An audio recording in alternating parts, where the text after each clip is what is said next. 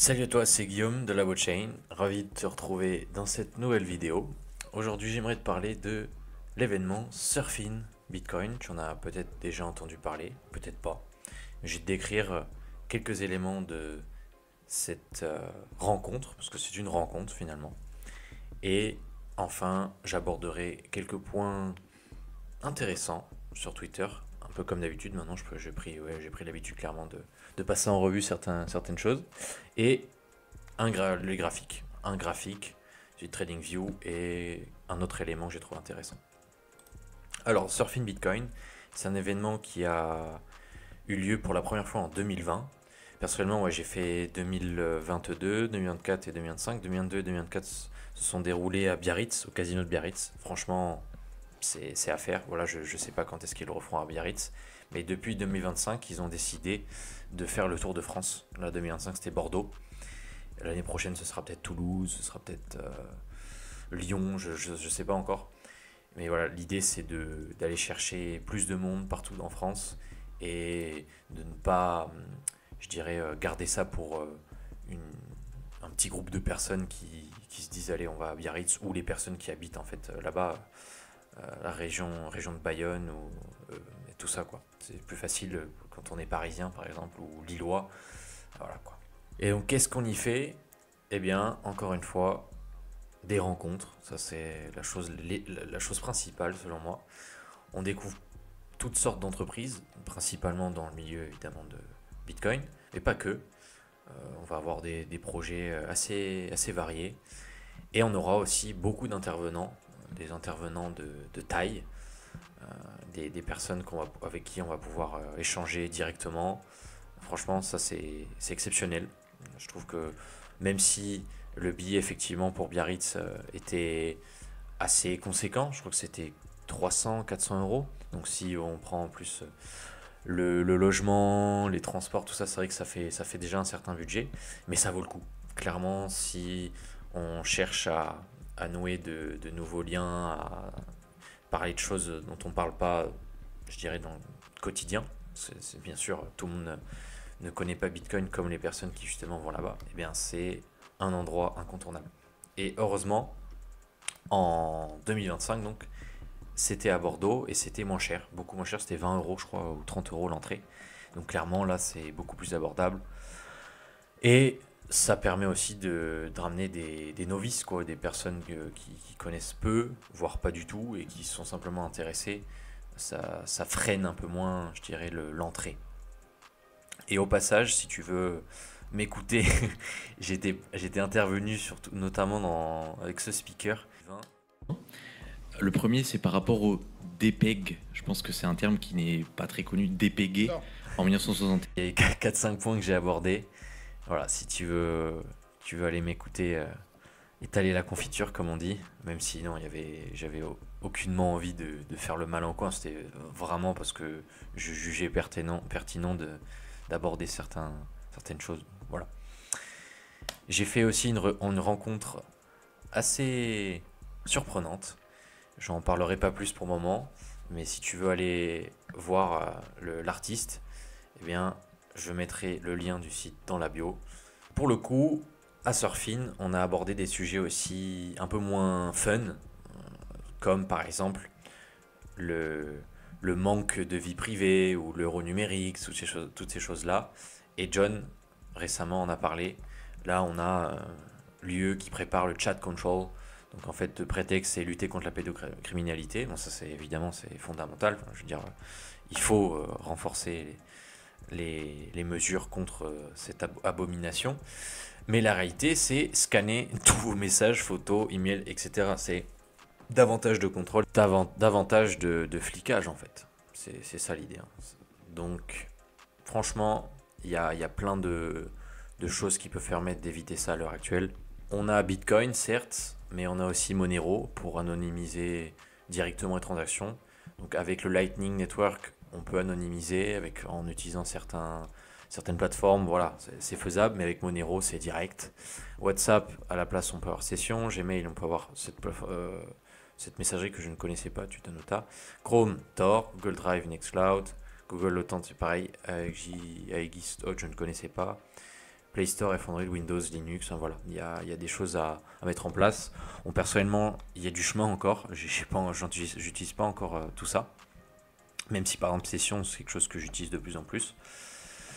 Mais c'est difficile étant donné que beaucoup de monde en fait a tendance à voilà pas chercher à comprendre ce qui se passe et surtout à pas faire d'efforts quoi. À se dire bon WhatsApp c'est déjà très bien et pourquoi installer Session, enfin voilà, et ce genre de raisonnement qui fait pas avancer les choses quoi. Finalement, ça me permet de rebondir sur cet élément et je parle donc j'ai envie de parler de ce tweet: Interesting people are interested. Et c'est ce que je remarque. Ça peut être une personne de sa famille, ça peut être un ami, ça peut être à partir du moment où la personne a pas tendance à avoir ce goût pour la découverte, pour l'apprentissage, enfin toutes ces choses-là, un peu cette âme d'enfant quelque part, eh bien la plupart du temps ce ne sont pas des personnes intéressantes. C'est la réalité. Quand on essaye de faire comprendre à un individu que les choses bougent et vite et que sa vision de la réalité n'est pas forcément très juste, qu'elle a en tout cas des choses à découvrir encore et des choses à assimiler, et bien si en face il n'y a aucune réceptivité, bon ben voilà. Et je me suis dit ce serait pas mal de montrer ce tweet aussi. Là, savez-vous, c'est possible de dire je n'en sais pas assez sur ce sujet pour avoir une opinion. Donc ça aussi c'est clairement la base, mais ça ne fait pas sens chez tout le monde. Et avant de passer au graphe, c'est vrai que j'ai pas appuyé sur ce point. Les rencontres font tout. Et c'est vrai que pour ma part, je n'aurais pas pu avancer sans certaines personnes. Je dis pas que c'est grâce uniquement aux autres, mais la partie est considérable. La, la responsabilité et l'importance d'autrui est bien réelle quand il s'agit d'évoluer dans un milieu. Et là, dans le cas de Bitcoin, c'est clairement le cas. Donc, faut pas hésiter à faire des événements, faut pas hésiter à se rendre à des meetups. Il y en a maintenant dans pas mal de villes en France, et meetups autour de Bitcoin. Voilà, ça permet de découvrir des choses et parfois avoir de belles synergies. Donc, c'est incontournable, je pense même. Donc, les graphiques. Eh bien, ça y est, on dirait qu'on est parti pour Pump. Alors, rien n'est joué encore. On n'a pas clôturé au-dessus de l'ATH précédent à 123 000 $ et quelques, mais on dirait que on est bien parti, effectivement. Est-ce qu'on va pump jusqu'à fin août pour ensuite aller chercher notre prochain Daily Cycle Low? Le dernier, pour rappel, a eu lieu le 22 juin, à voir. À la base, ça devait être là, mais on a eu un lower low, donc c'est celui-ci qui a été comptabilisé. On va voir maintenant où ça nous mène pour fin août, début septembre, quoi, dans ces eaux-là. Il n'y a plus qu'à s'asseoir sur ses mains et kiffer le rallye potentiel qui nous attend là dans les prochains jours, les prochaines semaines. Après, ça c'est un graphique que j'ai pas montré depuis un moment, c'est la dominance de BTC. Alors beaucoup de monde commence à dire oui, alt season, c'est parti. Et bien tant qu'on n'a pas pété cette trend line, cette ligne de tendance, si je puis dire, et bien il n'y a pas vraiment d'éléments qui pourraient indiquer que voilà, on y est, ça y est, alt to the moon. Donc il faudrait péter, clôturer en hebdo en dessous des 59%, quelque chose comme ça. 58, 59, là ok. Là on pourrait dire qu'il y a vraiment un changement de tendance. Mais tant qu'on pète pas cette trendline, bon bah on peut toujours espérer, hein, mais voilà. Ensuite, par rapport aux cibles de fin d'année par rapport à Bitcoin, Fred, qu'est-ce qu'il dit? Eh bien, il dit que lors du dernier cycle, il ne connaissait pas vraiment le power law. Donc là, je considère que si tu suis la blockchain, tu sais ce que c'est que le power law maintenant. Et maintenant, il sait. Et effectivement, si on est à peu près à x2 par rapport à la trendline, c'est la ligne bleue, c'est le power law fair price, et bien là, on pourra commencer à éventuellement rebalance. Et si on est à 3 x 3, donc là, non pas 200 000 et quelques, mais 300 000, 310, 320 000, là, clairement, comme il dit, hein, jusqu'à présent, on a toujours, en fait, on n'est pas resté longtemps à ces niveaux, quoi. Voilà. Historically, we don't stay there long. Donc si on arrive, un peu comme lors des précédents runs, si on arrive dans ces eaux-là, vers les donc 200 000, voire 300 000, ce serait pas déconnant de décharger un minimum, quoi. Alors, chacun a sa strat, encore une fois. Certains juste hodl, simplement achètent et attendent. Ils se moquent des phases d'appréciation et dépréciation. Et d'autres décident de quand même décharger et recharger à des moments stratégiques. Voilà, chacun fait comme il souhaite. Alors oui, effectivement, nous sommes en plein mois d'août. Il fait chaud, il fait beau. Il y a une bonne énergie, j'espère où tu te trouves. Mais il est l'heure de lock-in. Il est l'heure de lock-in parce que l'heure approche, le top approche malgré les messages qui commencent à proliférer partout. Oui, il n'y a plus de bear markets, il n'y a plus de... L'aspect cyclique a disparu, tout ça. C'est normal, c'est toujours pareil. De toute façon, c'est toujours la même chanson, le même discours en fin de phase d'appréciation.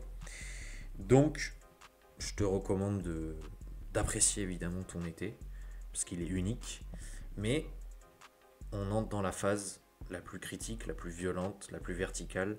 Certes, on va s'en prendre des dopamine hits, on va s'en prendre un paquet, ça va être fun, ça va être cool, mais ce sera aussi le plus dangereux, parce que c'est assez traître.